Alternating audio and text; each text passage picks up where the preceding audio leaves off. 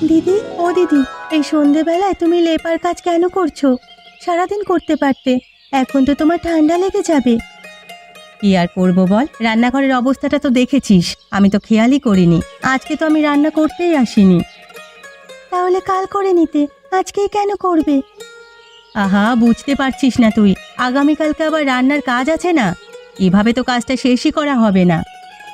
তুমিও না দিদি, রান্নাঘরকে এত ভালোবাসার কি দরকার?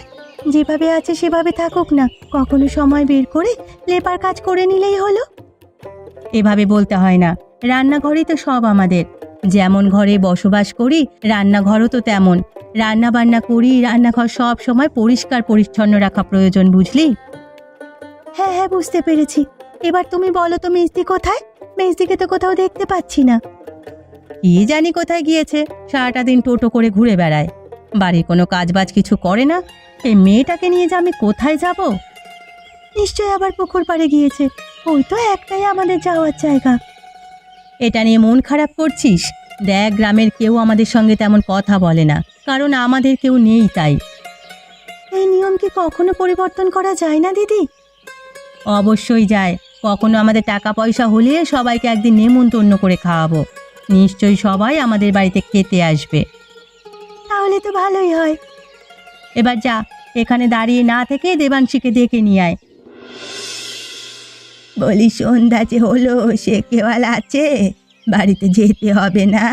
দেরি করে বাড়িতে গেলে তোর বড় দিদি তোকে আবার মারবে। আমাকে নিয়ে তোমার এত চিন্তা করতে হবে না তো। তুমি তোমার কাজ করো। এই সন্ধ্যাবেলা পুকুর পাড়ে কাজ করতে কেন এসেছো তুমি? আমার কি আর কেউ আছে? সারাদিন এ কাজ ও কাজ করে হাঁপিয়ে উঠি।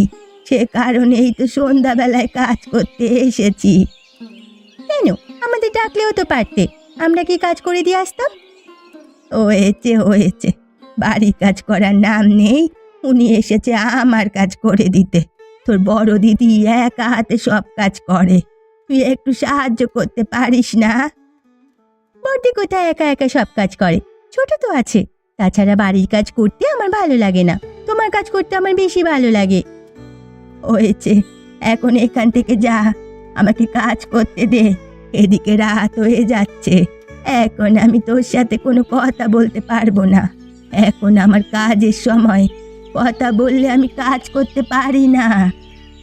কথা বলা ছাড়াও আমি বসে থাকতে পারি না। এখন তুমি ভাবো তুমি কি করবে? আমি কিছুই করব না। আমি নিজের কাজ করব।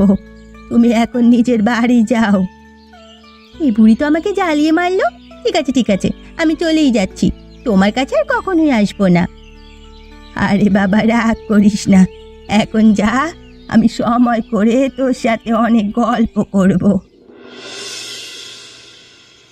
আমি ভালো করেই জানি মেজো, এই কাজ তুই ছাড়া আর কেউ করেনি। আমি তোকে স্বীকার করতে বলছি, কিন্তু আমি সত্যি কথা বলছি দিদি। নিশ্চয় ছোট করেছে। তুমি ছোটকে জিজ্ঞেস করে দেখো না। ছোটকে কি জিজ্ঞাসা করব আমি? ও তো রান্নাঘরে যায় না কখনো। ও আজকে হুট করে রান্নাঘরে কেন যাবে? ও কি এখন ছোট আছে? ও তো বড় হচ্ছে, রান্নাঘরে যেতেও পারে। তুমি জিজ্ঞাসা করেই দেখো। আমি অবশ্যই জিজ্ঞাসা করে দেখছি। ও বলল ও রান্নাঘরে যায়নি, তার মানে এটা তোর কাজ? হো, ছোট বলেছে আর তুমি বিশ্বাস করে নিলে। আমি যে বললাম সেটা কেন বিশ্বাস করছো না? কারণ আমি জানি এটা তোরই কাজ। তুই কেন তরকারিতে নুন ঝাল বেশি দিয়েছিস? আমি কি করব? আমি তো তোমাকে সাহায্য করতে গিয়েছিলাম। হয়েছে, সাহায্য করতে গিয়ে উল্টে আমার সমস্যা বাড়িয়ে দিয়েছে। আর যেন কখনো তোকে রান্নাঘরে আমি না দেখি।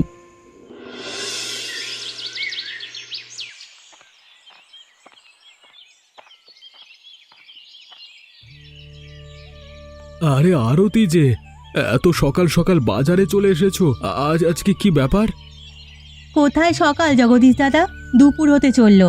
তোমার কি কোনো খেয়াল নেই বাজারে কত মানুষের আনাকানা হয়েছে দেখেছো? আমার ভালোভাবে খেয়াল আছে। এত সকালে তুমি কখনোই বাজারে আসো না, আজকে কেন এসেছো? কি করব দাদা, আজকে যে বাকিতে নিতে হবে। যদি আরো দেরি করে আসতাম, দোকানের ভিড়ের জন্য বাকি চাইতেও লজ্জা লাগতো। ও আচ্ছা, এই ব্যাপার। এই কারণেই তো বলি এত সকাল সকাল কেন এসেছো। এবার তুমি বলো, আমাকে বাকি দেবে তো? আমার হাতে এখন কোনো টাকা নেই। বোন দুটো ঘরে না খেয়ে আছে। আরে দেবো দেবো, অবশ্যই দেবো। দেবো না কেন? তুমি যে কখনোই টাকার জন্য আমাকে ঘোরাও না, এটাই তো ভালো লাগে। কি বাঁচা যে বাঁচিয়েছো তুমি আজকে দাদা। ঠিক আছে, তুমি মেপে চাল ডাল আর কিছু রান্নার জিনিসপত্র দিয়ে দাও। ঠিক আছে, তুমি বসো, আমি এক্ষুনি দিচ্ছি। তবে টাকাটা কবে দেবে তুমি? এই আজকালের মধ্যেই পেয়ে যাবে। আমার হাতে টাকা এলেই তোমাকে এসে দিয়ে যাব। তাহলে ঠিক আছে, আমি আমি আবার দোকানের জন্য জিনিসপত্র আনবো তো। আমার আবার টাকার প্রয়োজন হবে, তাই জিজ্ঞেস করলাম আর কি। হ্যাঁ, ঠিক আছে দাদা, কোনো সমস্যা নেই। আমার কাছে টাকা এলেই আমি দিয়ে দেব।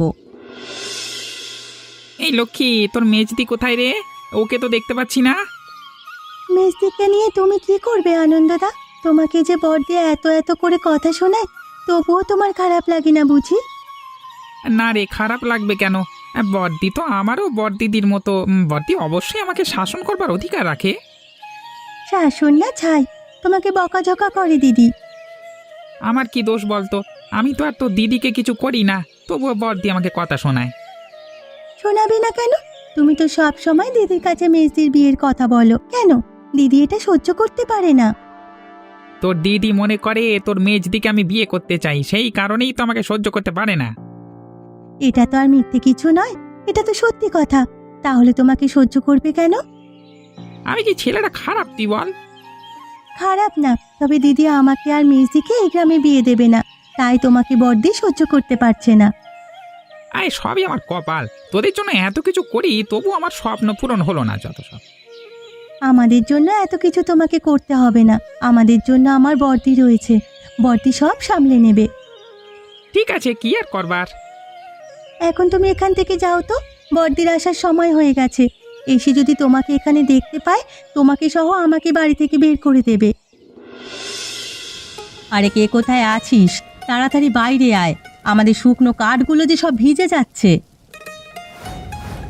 আরে দিদি, তুমি এই ঝড় বৃষ্টির মধ্যে বাইরে কি করছো? উপরে উঠে এসো। ওখানে দাঁড়িয়ে বক বক না করে আমার সাথে এসে হাত লাগা। দেখতে পাচ্ছিস না শুকনো কাঠগুলো কেমন ভিজে টইটুম্বুর হয়ে গেছে? ও দিদি, আমাকে কি আসতে হবে নাকি এই রাতে? বৃষ্টিতে ভিজতে ইচ্ছে করছে না গো। দেখ মেজো, এখন আলসেমি করার সময় নয়, এই কাঠগুলো বিক্রি করেই তো সংসার চলবে। আমি এখনই আসছি দিদি, তুমি চিন্তা করো না। বলছি ওখানে দাঁড়িয়ে দেখছিস কি? এখনো আয়, কাজ করবি না? আগামী 2 দিন কিন্তু না খেয়ে মরতে হবে। তুমি যে কি করো না দিদি, এখন ঘুমের সময় আর এখন তুমি বলছো কাজ করতে। আসছি, দাঁড়াও। এই, তোকে কখনো কাজে লাগাতে পারি না আমি। ঠিক আছে, তোর যখন এতই ঘুম পাচ্ছে, যা তাহলে গিয়ে ঘুমো। না না, ঘুম উড়ে গেছে, এখন কাজ করতেই আসছি। তোমরা একা একা আর কত কাজ করবে বলো? তুমি কথা বলতে বলতে ঝড় বৃষ্টিতে বন্যা হয়ে যাবে। তুই চুপ কর তো, সব সময় পাকা পাকা কথা, ছোট ছোটর মতো থাকবি।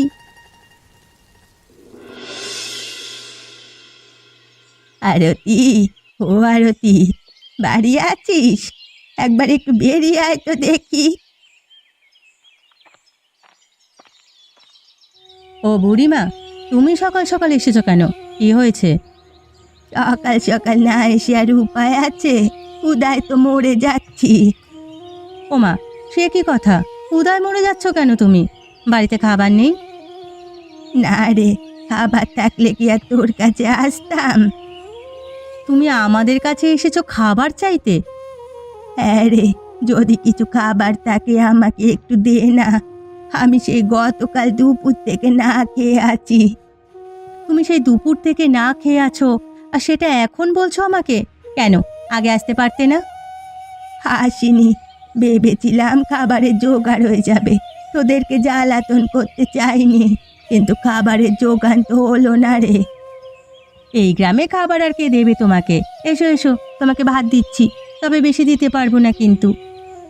না রে, বেশি দিতে হবে না, তুই ওদের জন্য খাবার রেখে যা থাকে তাই আমাকে দে। ব্যাপারটা সেটা নয়, খাবার অল্পই আছে এবং সেটুকুই আমি তোমাকে দিতে পারবো। তাহলে ওরা কি খাবে? ওদের রান্না আমি পরে করে নেব, আগে তুমি খাও তো। তুমি তো সেই গতকাল দুপুর থেকে না খেয়ে আছো। তোরা না থাকলে যে আমার কি হতো? এই পৃথিবীতে নিজের আপন কেউ না থাকার থেকে বড় কষ্ট বোধ হয় আর কিছু নেই।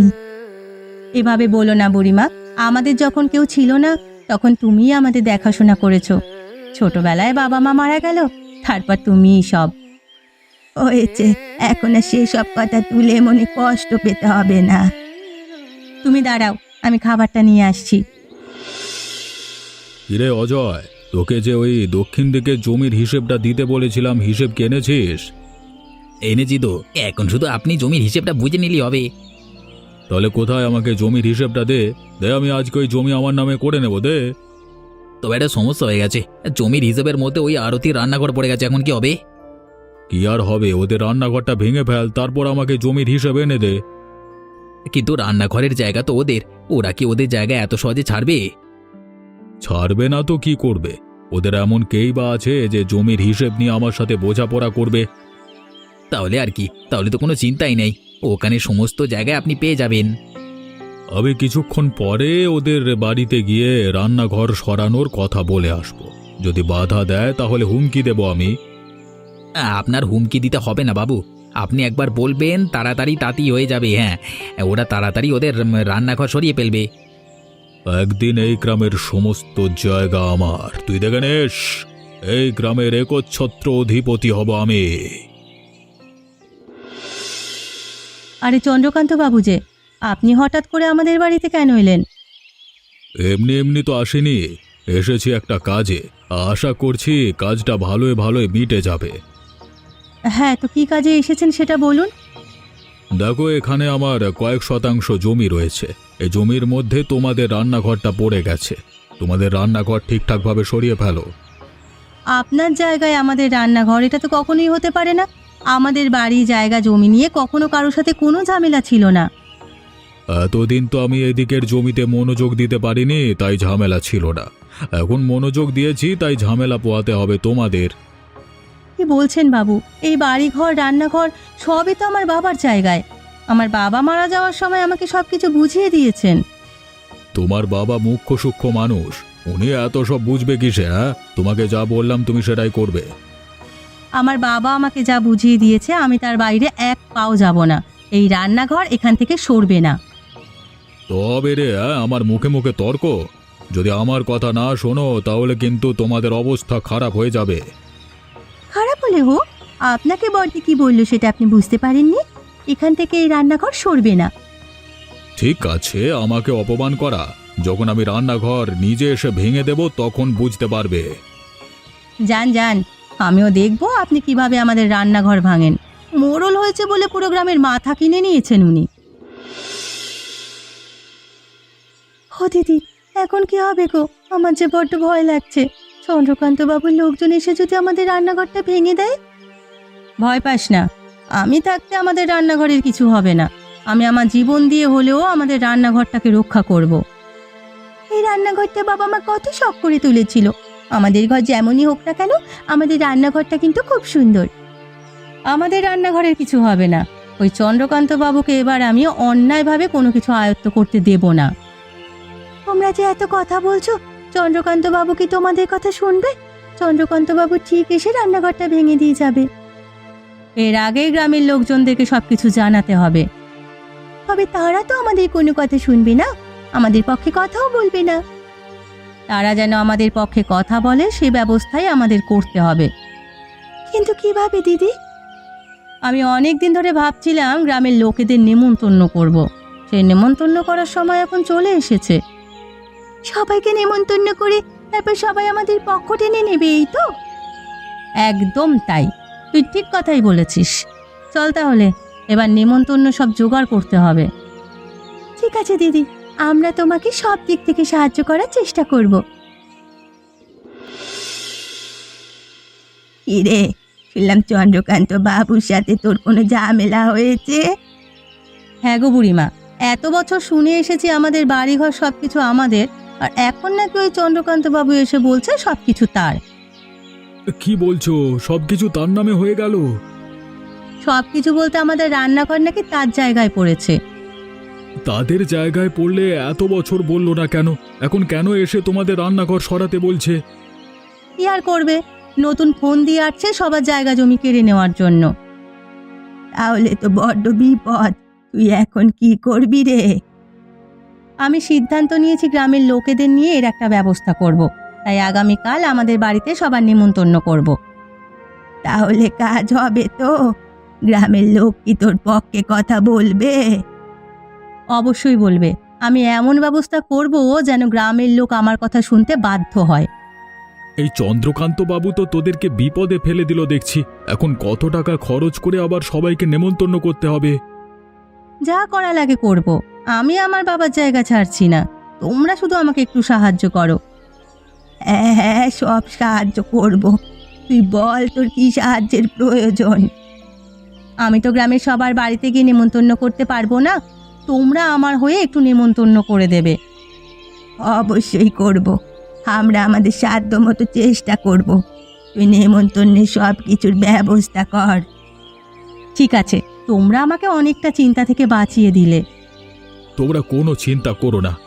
আমরা থাকতে তোমাদের রান্নাঘরের কোনো ক্ষতি আমরা হতে দেব না। তোমরা খাও খাও, কারো কিছু প্রয়োজন হলে অবশ্যই আমাকে জানাবে। লজ্জা করো না যেন। খাচ্ছি রে খাচ্ছি, কতদিন পর ভালো মন্দ খাবার সৌভাগ্য হলো। একদম ঠিক কথা বলেছ বুড়িমা। অনেক দিন ধরে এমন খাওয়ার মন করছিল। খাচ্ছ খাও, ভালো কথা। যত লাগবে আমি দেব। তবে কি করতে হবে সেটা মনে আছে তো? আছে আছে, অবশ্যই আছে। তোমরা আমাদের জন্য এত কিছুর আয়োজন করলে, আর আমরা তোমাদের সঙ্গ দেব না, সেটা কি কখনো হয়? যা ভালো হয়েছে না আয়োজন, তা তো ইচ্ছে করছে তোদেরকে একটা দোকান দিতে বলি। কি যে বলো না বুড়িমা, কিসের দোকান আবার? কিসের আবার? এই যে রান্না বান্না করেছিস, এই রান্না বান্না করে তো দোকানও চালাতে পারিস। বুড়িমা কিন্তু ঠিক কথাই বলেছে। গ্রামের সবাই তোমার রান্নার কিন্তু বেশ প্রশংসা করছে। আগে এই ঝামেলা থেকে মুক্তি তো পাই, তারপর না হয় অন্য কিছু ভাবা যাবে। ঠিক আছে ঠিক আছে, এই ঝামেলা থেকে মুক্তি পেলেই আমরা তো রান্না দিয়ে একটা দোকানের ব্যবস্থা করব। তাহলে কিন্তু তোমাকে আর কষ্ট করে কাজ করতে হবে না। এই হাটের যত মানুষজন আছে সব তোমার বাড়িতেই খাবে। তোমার কথায় অনেক ভরসা পেলাম আমি। এবার মনে হচ্ছে চন্দ্রকান্ত বাবুর হাত থেকে আমরা অবশ্যই রেহাই পাবো। দে তো দে, আমার পাতে আর 2 টুকরো মাংস তুলে দে তো। মাংসটা যা হয়েছে না। আরে নাও নাও, সব তো তোমাদের জন্যই আয়োজন করা হয়েছে। কি হচ্ছে এটা কি? এখানে কি বাঁদরের খেলা চলছে যে গ্রামের সবাই এখানে এসে বসে আছো?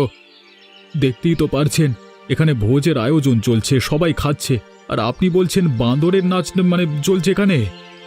ভোজ মানে কিসের ভোজ? আমি ওদেরকে বলে গেলাম রান্নাঘর সরানোর জন্য, আর ওরা উল্টে গ্রামের সবাইকে নেমন্তন্ন করছে। হ্যাঁ, আমি আমার টাকায় গ্রামের সবাইকে নেমন্তন্ন করব নাকি করব না সেটা আমার ব্যাপার, আপনি বলার কে? হ্যাঁ তো করো না, রান্নাঘরটা সরিয়ে তারপর করো। তোমার জন্য তো আমি জায়গার হিসেব মেলাতে পারছি না। হিসাব তো মেলাতে পারবেন না, কারণ ওই জায়গা তো আর আপনার নয়, ওই জায়গা আমার বাবার জায়গা। আবারও সেই একই কথা বলছিস? আজকে তোদের রান্নাঘর আমরা ভেঙেই ছাড়বো। এ অজয়, এখনো দাঁড়িয়ে আছিস কেন? যা, রান্নাঘরটা ভেঙে নিয়ে আয়। যা খুশি কর, আমিও দেখবো তোরা কিভাবে আমাদের রান্নাঘর ভেঙে ফেলিস। আর এক পা যদি কেউ আমার রান্নাঘরের দিকে এগিয়েছিস না, তাহলে কেটে রেখে দেব। বাবু এখন কি করব? আরতি যে সত্যি সত্যি আমাদেরকে মারবে। আমি আপনাকে ভালোভাবে বলছি, এখান থেকে চলে যান, না হলে কিন্তু ব্যাপারটা ভালো হবে না। যাক, ভালোই ভালোই আমাদের নেমন্তন্নের পর্ব শেষ হয়ে গেল। সবাই পেট পুড়ে খেতে পেরেছে, কি বলিস? হ্যাঁ গো দিদি, এটা তুমি ঠিক কথাই বলেছ। সবাই যে তৃপ্তি সহকারে খেয়েছে দেখেই কেমন ভালো লাগছে আমাদের। এবার আমি একটা অন্য পরিকল্পনার কথা ভাবছি। তোরা যদি রাজি থাকিস তাহলে আমি সেদিকেই আগাবো। কি পরিকল্পনা দিদি? বুড়িমা বলল না আমাদেরকে দোকান দেওয়ার কথা, এটা কিন্তু বেশ ভালো একটা বুদ্ধি। এটা তুমি ঠিক কথাই বলেছ দিদি, সবাই তোমার হাতে রান্নার বেশ প্রশংসা করেছে। তুমি যদি রান্না বান্নার দোকান দাও তাহলে সবাই আমাদের এখানেই খাবে। আমাদের রান্নাঘরটা তো বেশ বড়, এখানে যদি আমরা রান্না বান্না করতে পারি তাহলে তো ভালোই হয়। তাহলে আর বসে দেখো না দিদি, যদি এদিকে তুমি এগিয়ে যাও তাহলে কিন্তু আমাদেরকে আরও আলাদা করে কাঠ কেটে সংসার চালাতে হবে না। তাছাড়াও গ্রামের লোকেদের সাথে আমাদের একটা ভালো সম্পর্ক হবে। আমরা বিপদে পড়লে তারা আমাদের সাহায্য করবে। ঠিক কথা বলেছিস। এই গ্রামের লোকেদের কারণেই আজকে চন্দ্রকান্ত বাবু আমাদের কিছু বলতে পারেনি, না হলে আজকে রান্নাঘরটা ভেঙেই দিত। তবে চন্দ্রকান্ত বাবু কিন্তু হেরে যাওয়ার পাত্র নয়। উনি অবশ্যই আসবে আবার আমাদের রান্নাঘর নষ্ট করার জন্য। আসুক না এবার, আমি এই দোকানের মাধ্যমেই গ্রামের লোকেদের হাত করে নেব। তারপর ওই মোড়ল বুঝবে কত ধানে কত চাল। ঠিক আছে দিদি, তাহলে তাই করো। আমরা দুজনেই আছি তোমার সাথে। হ্যাঁ দিদি, আমিও বলছি, আমি আর আলসেমি করব না, তোমাকে সব কিছুতেই সাহায্য করব। হায় গো হায়, এখন আমাদের কি হবে গো? যা ভয় করেছিলাম ঠিক সেটাই হলো। আমি আমার রান্নাঘরটাকে বাঁচাতে পারলাম না।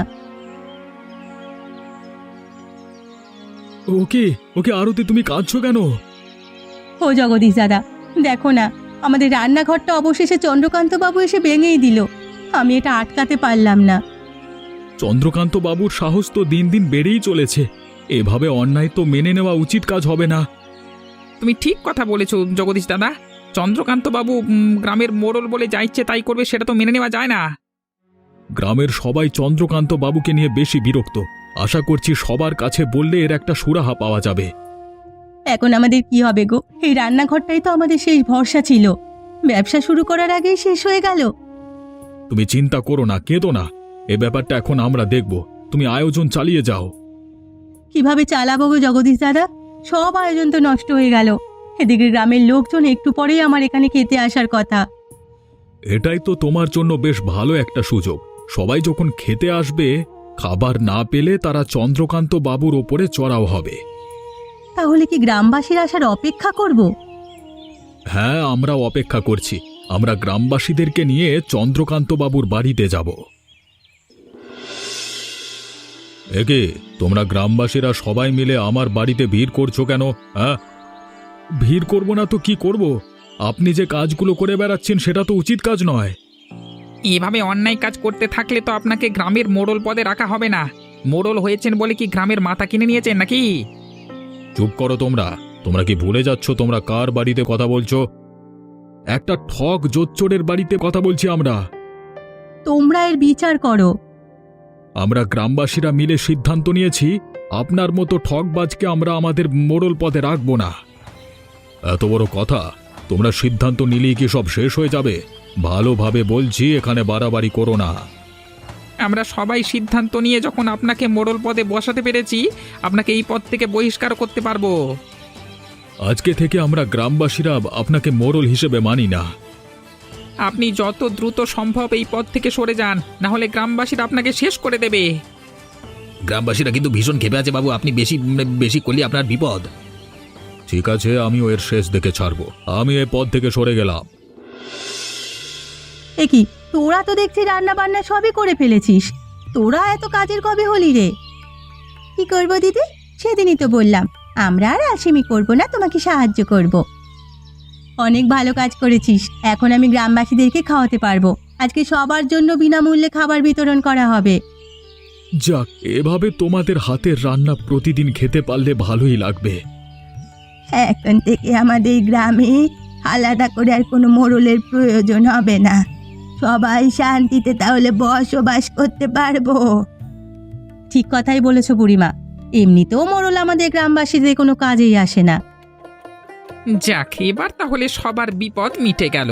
এবার আরতি দিদির রান্নাঘরটা সবাই মিলে ঠিক করে দাও। হ্যাঁ, আমাকে ক্ষমা করো আনন্দ। তোমাকে আমি সব সময় ভুল ভেবেছি। তুমি মানুষটা অতটাও খারাপ নও। আমি যে খারাপ নই সেটা তুমি আগে থেকেই জানতে বর্দি। তবে যে বিষয় নিয়ে আমাকে তুমি খারাপ ভেবেছো, সেই বিষয়ে তো আর কখনোই কথা বলবো না। চিন্তা করো না ভাই, তোমরা ছিলে বলে আজ আমরা বাঁচার সুযোগ পেয়েছি। আমার মেজ বোনের সাথেই তোমার বিয়ে হবে। ও আনন্দ দাদা, এবার তুমি খুশি তো? এবার আমার বড়দির ব্যাপারেও তোমার কোনো অভিযোগ নেই তো?